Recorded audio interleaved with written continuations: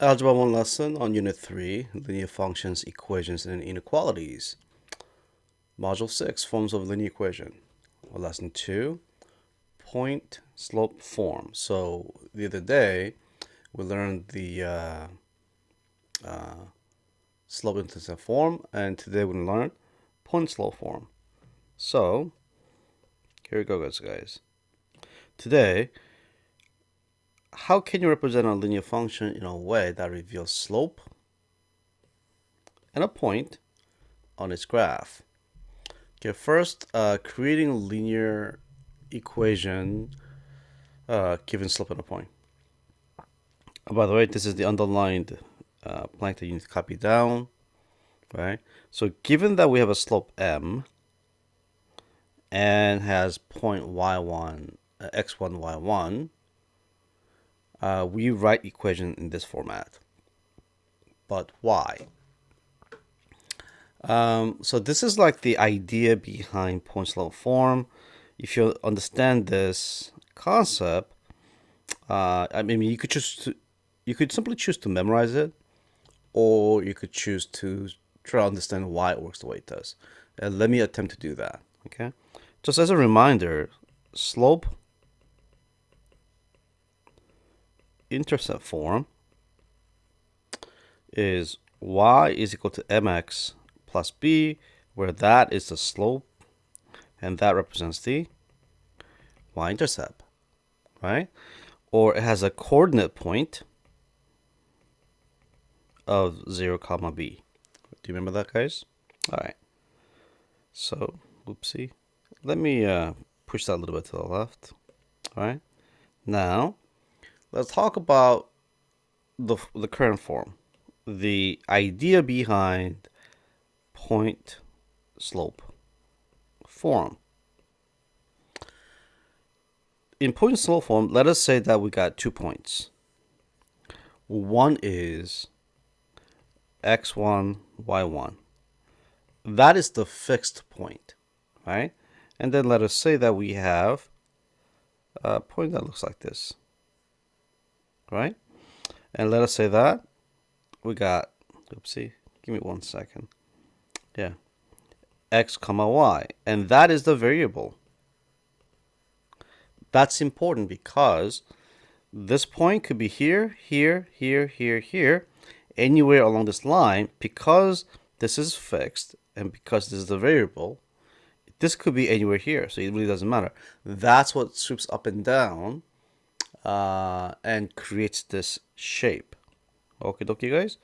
But if you sort of think about that for a quick second, what happens here is that that's change in x and that is change in y. Then what is the slope? The slope m is change in y and change in x, right?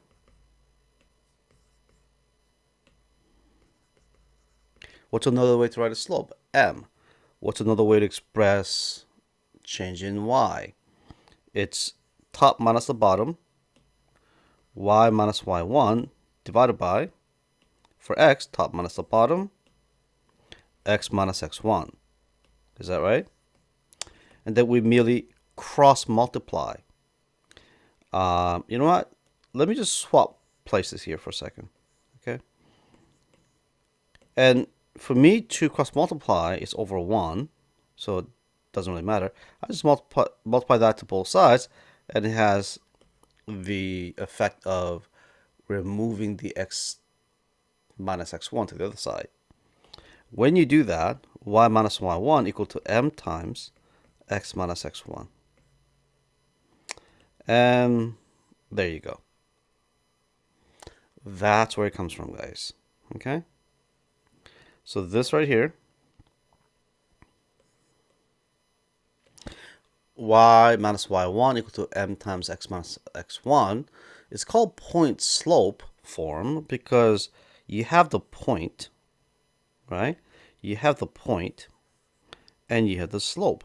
And using those two informations, we come up with this equation. Okie dokie. Oh, by the way, when I ask for point slope form, just leave it in this form. Don't do anything else. Okay? Now, what do you do when you have something that looks like this? Slope is 3.5, right? So we know that the form is y minus y1 equal to m times x minus x1. Let's see what we have over here, guys. That is m, the slope, and this is the one of the points x1, y1, isn't it? We substitute it in there. And minus, we know that's minus 3 like this. But instead of doing that, I think we know enough to, let's say, you could just think this. If you want to write it, great, right? But once you do that, what you can do is go straight from, let's see, let me make some adjustments over here, and that should be just plus 3, all right? Because I think you guys are good enough, they could just, oopsie, what just happened? There you go. Press the wrong button. Do that in your head, so that would be plus 3. So you should be able to go from here to here, okay? And do me a huge favor. Make sure you indicate where you get the m and this. You could just do this, or on the side you say m is equal to 3.5, x1 is -3, y1 is 2, right? So I'm just giving you the option of easier option of just doing that. Okie doke. All right, let's do this. Slope is 0. Okay, ooh, there are two special, this is a special case, right? In linear equation, we got horizontal line has a slope of 0. And we have a vertical line.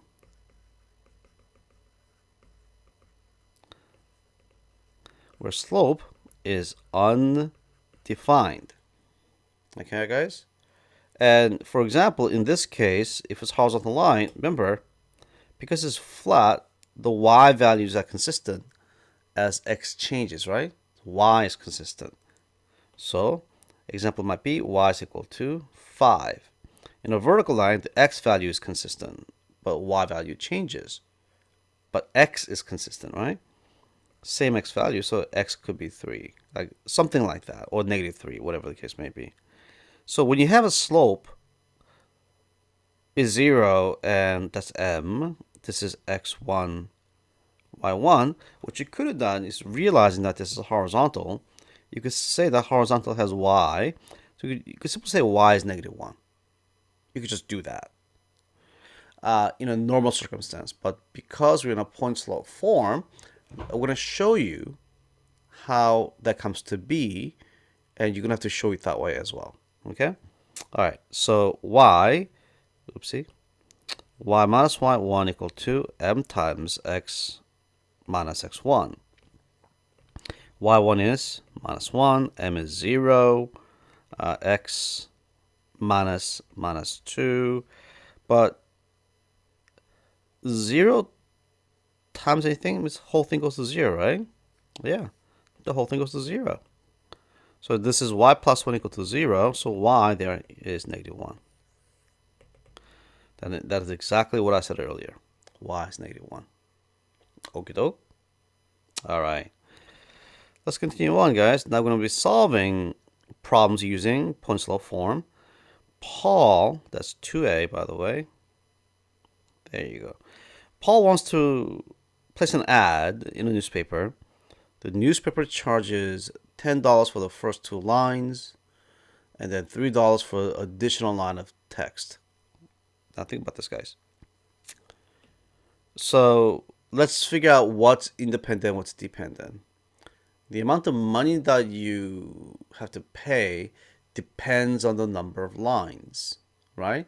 So line is the x, and the money that you pay is the y. So this tells you right here that x1, y1 is 210. Now you ask yourself this question: why don't we say x comma y?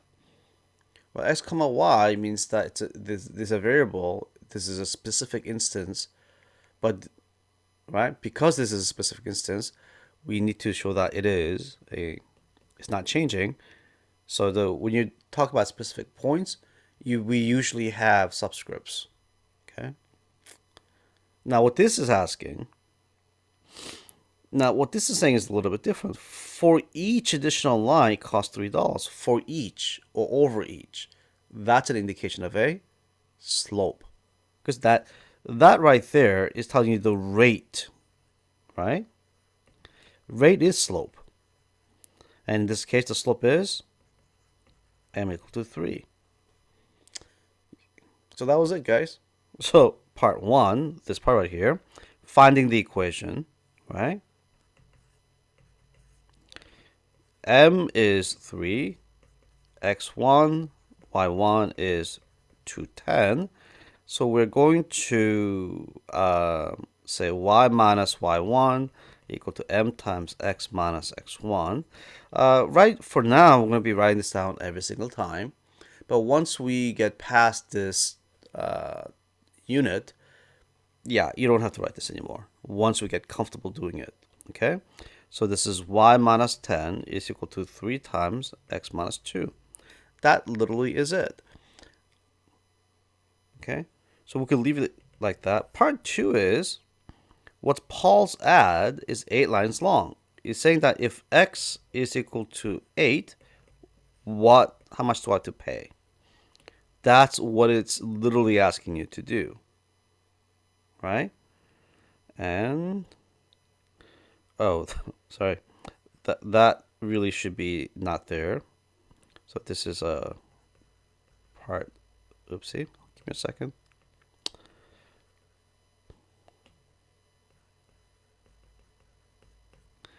And let me use the white color to wipe that out. There you go. Okay. So if that's the case, the equation that I have is right above me, isn't it? So I'm looking for y. So it's y minus 10 is equal to 3 times x. There are 8 lines. 8 minus 2. So this right here is 6, isn't it? 3 times 6 is 18. Minus 10. Therefore, y must be 28. So it will cost us $28. So you could say, therefore, right? 8 lines of ad costs $28. Okie dokie. All right, guys. For the second one, Paul would like to shop for best price to place an ad. And in this case, it costs $15 for 3 lines. This is very similar, right? $2 for every extra line. So once again, that must represent the slope because that is the rate, right? So the slope is 2. And this part right here, 3 line costs 15, right? So we know that number 1, my slope is 2. X1, Y1 is 3 and 15. Y minus Y1 equal to M times X minus X1. Plugging all that in, I get Y minus 15 is equal to twice X minus 3. Right? And then we're done there. You don't have to solve for Y. Please don't solve for Y. I mean, you can if you want to, but you're not gaining anything. Just understand that. The follow-up question, part 2, they're asking, how much would it cost when x is 8? So the question is, how much does it cost? Because y is a cost, right? When x is 8. So I plug in the 8 into the x like this. Oh, by the way, I did that so that you could see the parallel between these two questions, right? And then this is 8 minus 3 is 5. 2 times 5 is 10. And the y, therefore, is 25. So we can conclude, therefore, that $25, it will cost $25 for 8 lines of ad. Okay, okie dokie, guys. All right. We got more. Here we go. A few more. Okay. Let me just do maybe just one of these. Okay, because they're very, very similar. That was my original plan. But let's do this. Once again, it's asking you for points law form. As soon as you see that, you should be thinking in your mind this. Unless that pops up immediately, right? If you have to pause to even think about it, then you should write it down because that's a good practice, right? So what do I need for this, right?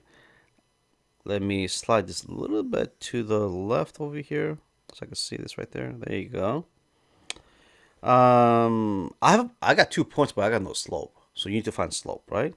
The slope is change in y and change in x.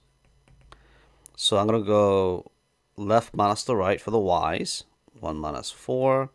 For the x, left minus the right, which gives you 2 minus 3. That's negative 3 of negative 1, which is 3. So I have a slope. And you gotta choose one of them, and I'm gonna choose the first one, x1, y1. Numbers are a little smaller, not that makes a huge difference. So what I'm gonna do is I'm gonna have that right there.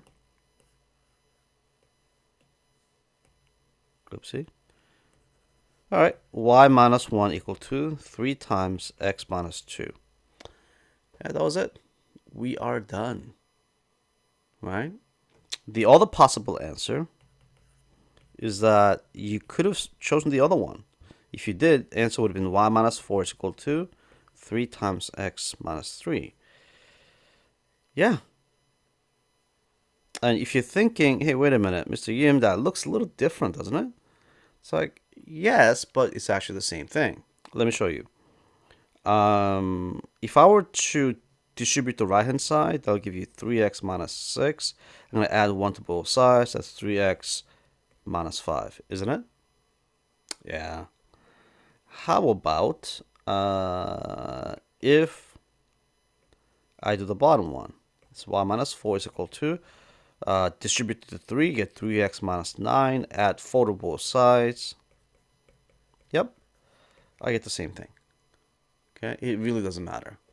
Okay, so both, they're both acceptable. So,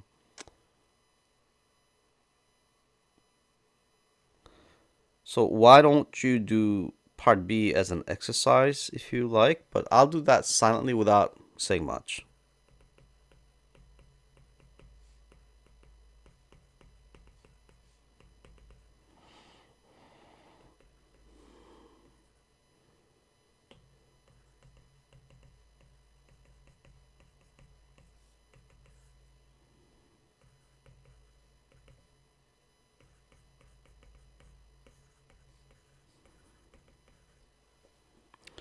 If I use the other point, this one,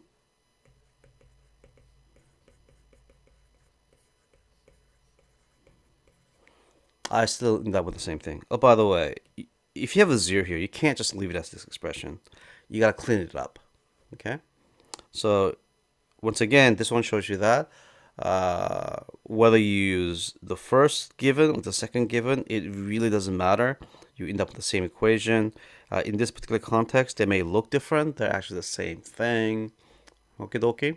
All right, let's do a word problem, and that'll be the last one, guys. So it says solve the problem using the equation, using an equation in points law form. Got it? Animal shelter asks for all volunteers to take training session and then to volunteer for 1 shift each week. And each shift is the same number of hours. Table shows the number of hours Joan and her friend Miguel worked over several weeks. Another friend, Lily, plans to volunteer for 24 weeks over the next year. How many hours will Lily volunteer? So Lily is like the part 2. Okay, so this is the part 2. So it looks like we're gonna have to come up with an equation. So the weeks worked, I think the number of weeks worked in this case affects the hours worked, doesn't it? Because you are volunteering a certain number of, which I would imagine is the slope, right? Yep, it is. So that's the x right here, guys, and that's the y. So you always have to figure out what's affecting the other, right? The number of the weeks affect the number of hours, so the number of the weeks therefore becomes the independent variable. Hours worked depends on the week's work, so hours worked becomes dependent variable. Okie dokie. All right, guys. In part one, we need a slope, right? This is basically telling you that x1, y1 is 615, x2, y2 is 10 and 23. Okie dokie. Right. So what is the slope? Change one, change an x, right? In this case, I'm going to go bottom minus the top, right? You can say y2 minus y1 equal to x2 minus x1. 23 minus 15 divided by 10 minus 6, that's 8 over 4, right? Which is 2. And I'm going to use x1, y1 instead of x2, y2. It really doesn't matter, but I tend to prefer to use smaller numbers. If there's a 0 and 1, I usually use those because it makes things a lot easier. So when you do that, therefore, what do I get? I always told you somewhere over here, right there, minus y minus y1 is equal to m times x minus x1. You should always write it down just because you have something to look at. Okay? So y, therefore, y minus y1 and right there, okay, equal to 2 times x minus 6. The whole point over here is to make sure you plug in the proper value. So make sure you're very careful not to swap these two values and put the m in the rightful places. Okay, so you got to be very, very careful. Part 2, it's asking you how many hours will Lily work? Question, what is y? Question mark. When Lily works 24 weeks.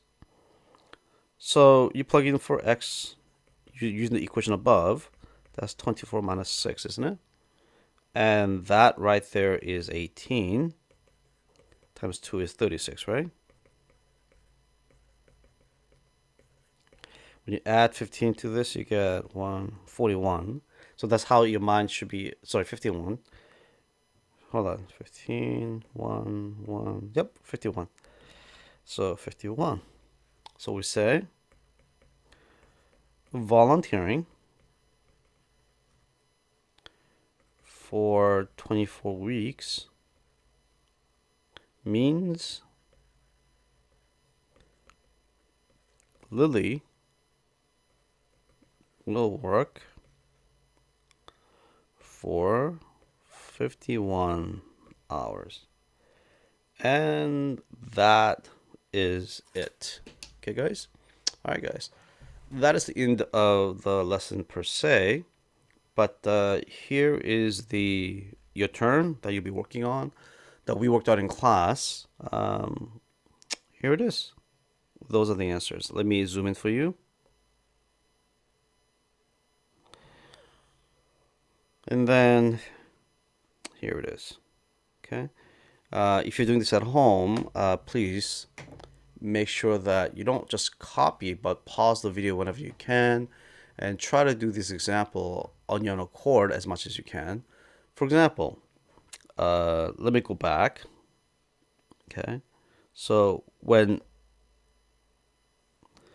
I'm doing part A and B in this case, you know they're very similar, right?